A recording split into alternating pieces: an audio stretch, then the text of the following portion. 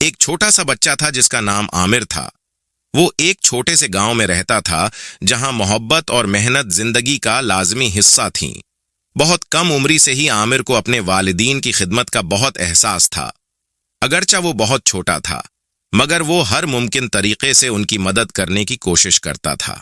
اس کا والد کسان تھا جو دن بھر کھیتوں میں محنت کرتا تھا اور اس کی ماں گھر کا کام سنبھالتی تھی، کھانا بناتی اور چھوٹے بہن بھائیوں کی دیکھ بھال کرتی تھی۔ عامر صبح سویرے سورج نکلنے سے پہلے ہی اٹھ جاتا تھا تاکہ کنویں سے پانی لا سکے۔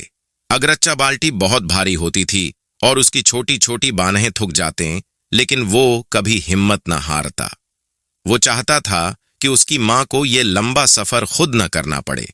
پانی بھرنے کے بعد وہ گھر کو صاف کرنے میں اپنی ماں کی مدد کرتا اور پچھلے دن کی تھکاوٹ کے نشان مٹانے۔ اس ویڈیو کو مکمل دیکھنے کے لیے نیچے کلک کریں۔